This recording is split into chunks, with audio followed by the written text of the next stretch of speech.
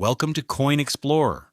At first glance, this 1981 Kennedy half dollar looks like a straightforward 50-cent coin, and in many respects it is. Yet its design captures a period when the Kennedy half dollar had already moved completely beyond silver. The date is important because 1981 coins were made from copper nickel clad metal, not silver. That simple fact answers one of the first questions collectors ask. An ordinary 1981 Kennedy half dollar is not a silver coin. The coin shown is a Kennedy half dollar dated 1981, with the denomination represented by the large word half dollar on the reverse. The obverse carries President John F. Kennedy's portrait, with Liberty above and in God We Trust across the lower design.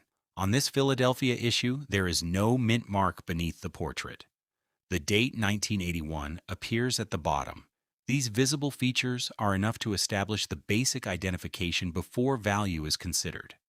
The reverse provides another strong identification point. It shows the presidential seal, including an eagle, shield, arrows, olive branch, stars, and surrounding inscriptions. United States of America arcs around the upper edge, while a pluribus unum appears above the eagle and half dollar is below. The Kennedy half dollar was designed by Gilroy Roberts and Frank Gasparo, whose work combines a presidential portrait with a distinctly official American reverse. That pairing is central to the series. For the 1981 Philadelphia circulation issue, the specifications are precise. The coin measures 30.61 millimeters across, weighs 11.30 grams, and has a reeded edge with 150 reeds. Its outer layers are 75% copper and 25% nickel over a pure copper center. That layered construction explains why a worn coin can show a copper-colored line along parts of the edge. The denomination remains 50 cents regardless of collector premium.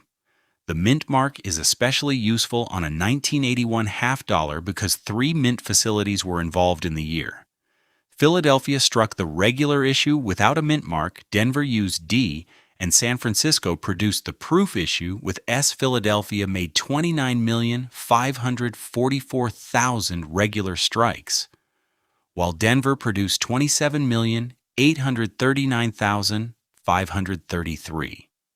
San Francisco struck 4,063,083 proofs. So the absence of a mint mark on this pictured coin is consistent with a Philadelphia production piece.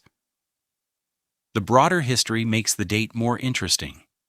The Kennedy half dollar began in 1964, following President Kennedy's assassination in November 1963. The first pieces contained 90% silver.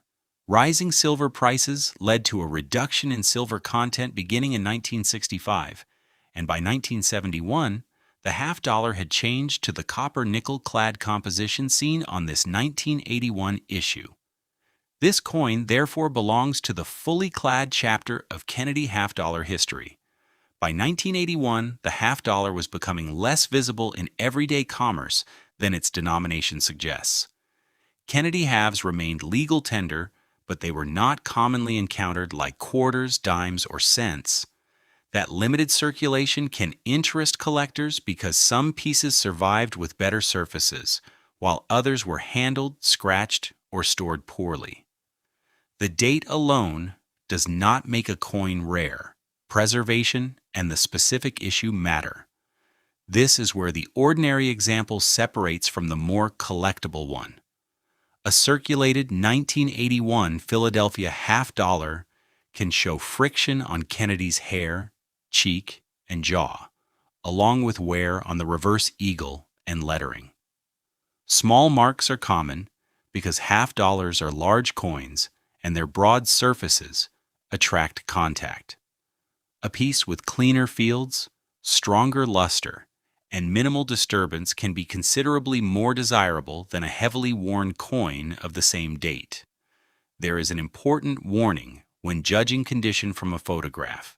A picture cannot reliably establish a professional grade because lighting, focus, and contrast can hide or exaggerate surface problems. Look for original luster rather than brightness alone. Hairlines, scratches, fingerprints, spots, and evidence of cleaning can reduce desirability even when the coin appears shiny. Strike quality matters too, but it should be evaluated alongside preservation, not treated as proof of a high grade. What about varieties or errors? The Kennedy half-dollar series contains documented varieties and mint errors, but a random mark is not automatically an error. A scratch across the portrait, a rim dent or discoloration usually reflects circulation or handling. Genuine doubled dies, striking errors, or other recognized varieties require specific characteristics and careful comparison. For a 1981 coin, unusual features should be attributed cautiously unless they match documented diagnostics or are confirmed by a qualified specialist. Market value follows the same principle of evidence. Most ordinary circulated 1981 Kennedy half-dollars do not carry a large collector premium simply because they are decades old. Their value can be close to face value, with transactions depending on condition, mint, demand, and whether the coin has a recognized collectible attribute. Uncirculated pieces can bring more when preservation is strong, but prices rise with quality rather than age alone. Exceptional certified coins tell a different story, and auction records must be read carefully. PCGS records an auction result of $2,990 for a 1981 P. Kennedy half-dollar graded MS68, sold by Heritage Auctions on March 17, 2011. That was a documented sale of one highly graded coin, not a normal price for every 1981 P half-dollar. A record or notable auction result describes a specific certified specimen under specific market conditions. So what should the average viewer realistically expect from a coin like the one shown? Its visible wear and numerous surface marks suggest it should not be treated as a top-grade example simply because it is dated 1981. The practical starting point is the denomination, 50 cents. From there, identify the mint and consider preservation. A genuine premium generally requires something more than the date itself, such as exceptional condition or a verified variety. A practical examination needs no specialized equipment. First, confirm the 1981 date and inspect beneath the portrait for a mint mark. Next, check both sides under good light for wear, scratches, cleaning, stains, rim damage, and remaining luster. Examine the edge for its reading and the copper core line expected from clad construction. Compare any unusual doubling or missing detail with reliable references before calling it an error. Finally, weigh and measure the coin if authenticity is uncertain. The most useful conclusion is simple. A 1981 Kennedy half-dollar is a copper-nickel clad American 50-cent coin, and most examples are not rare treasures. Collector interest becomes stronger when the coin combines the correct issue with exceptional preservation, a recognized variety, or a genuinely documented mint error. The photograph alone cannot establish those premium categories.